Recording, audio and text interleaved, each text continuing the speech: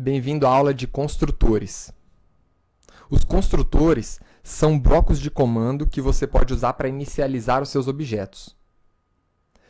Todas as classes têm construtores, mesmo que você não declare explicitamente um construtor para ela.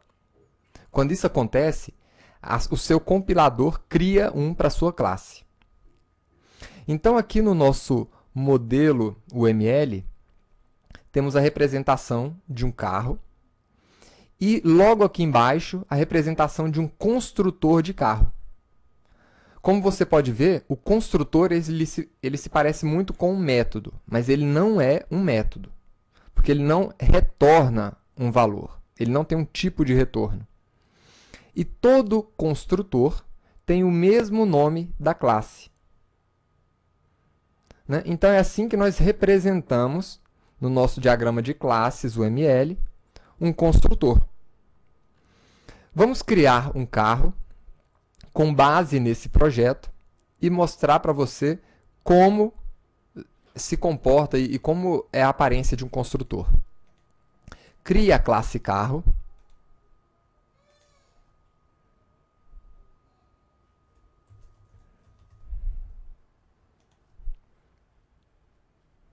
E também uma classe para testar o carro, seguindo o nosso padrão, um carro teste.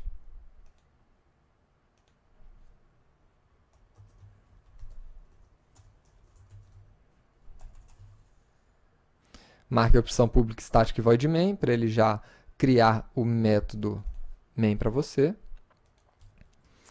E o nosso carro, ele vai conter as propriedades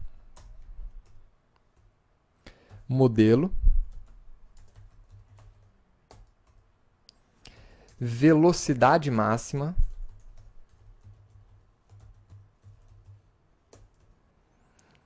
e segundos 0 a 100, que é em quantos segundos esse veículo ele atinge a velocidade de 100 km por hora, a partir do zero. Então, criamos a nossa classe carro. E, como eu disse, você inicializa o carro, mesmo que ele não tenha um método construtor declarado explicitamente. Então, aqui eu posso criar uma Ferrari com a palavra-chave new, seguido do nosso carro. Isso daqui representa a chamada a um método construtor para construir um carro. Aliás, desculpe, não é método, como eu já disse. Os construtores eles têm o mesmo nome do tipo da classe e começam com letra maiúscula, exatamente porque ele é um construtor e o nome dele é o nome da classe. Um método a gente sempre começa com a letra minúscula. E a partir daqui, a gente pode inicializar, né, as nossas variáveis ali do objeto carro que a gente criou. Agora, e se eu quisesse inicializar por minha própria conta, né, criar o meu construtor da classe carro? Então, você poderia definir os seus modificadores de acesso, que são os mesmos de um método, apesar dele não ser um método. Né? Então, você poderia utilizar o público, o package, o private, enfim, o protected. Você poderia utilizar todos esses modificadores de acesso. E, em seguida, o nome da sua classe. Vejam, aqui não tem retorno. Da mesma forma que um método, o seu construtor também recebe parâmetros. Né? O construtor que é feito automaticamente para você, caso você não declare o seu construtor, é exatamente assim. É um construtor vazio, né? Público, para que todo mundo tenha acesso, e sem parâmetros. Por isso que nós chamamos dessa maneira, né, a criação da nossa classe. É assim que nós inicializamos o nosso objeto. Então, aqui nós criamos um construtor vazio. Agora, para que é que serve mesmo um construtor? Ele serve para inicializar o nosso objeto. Quando eu digo inicializar o nosso objeto, eu estou me referindo às variáveis que você tem dentro desse objeto. Então, você poderia criar um segundo construtor, por exemplo, que recebesse logo esses 3 parâmetros de uma vez, para você inicializar esses 3 parâmetros. Então, vejamos. Poderíamos ter o modelo do veículo, a velocidade máxima,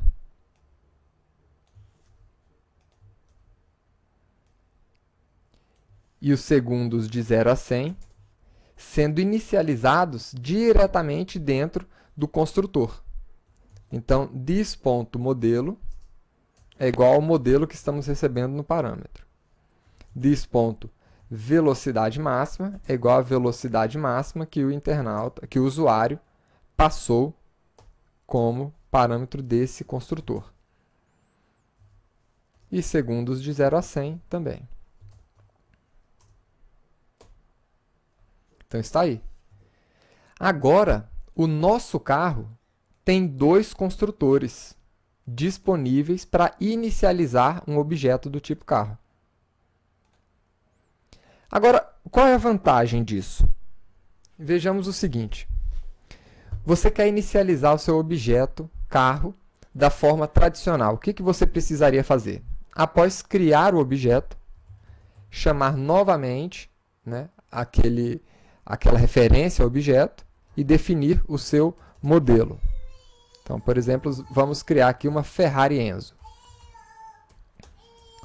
Depois, você poderia inicializar a variável de velocidade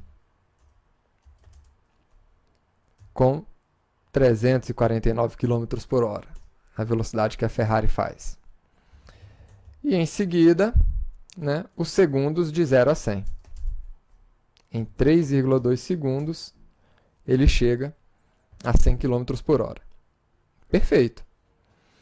Agora, como é que seria para inicializar um carro com aquele nosso outro construtor? Aquele construtor que recebe já esses 3 parâmetros dentro dele. Assim. Vamos criar agora um carro chamado Koenigsegg, que é um dos carros mais rápidos do mundo. Para criar esse carro, eu só preciso informar agora os parâmetros e eles serão automaticamente utilizados na inicialização do carro. Próximo parâmetro, a velocidade máxima do veículo, e em quantos segundos ele chega a 100 km por hora. Então, está aí. Em uma única linha, nós criamos um veículo, enquanto que no modelo anterior, a gente precisou aqui de 4 linhas para criar um veículo do mesmo jeito. Né? E a partir daqui, a gente já pode acessar aquelas propriedades.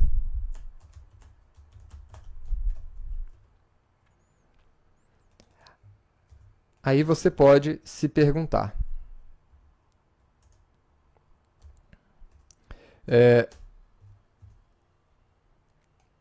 E será que eu posso não ter um construtor vazio? Será que eu poderia declarar apenas construtores com parâmetros? Sim. Você pode criar os seus construtores apenas com parâmetros, né?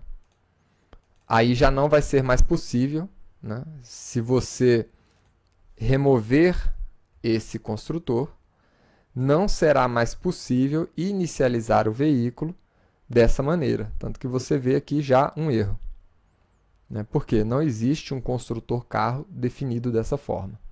Tá?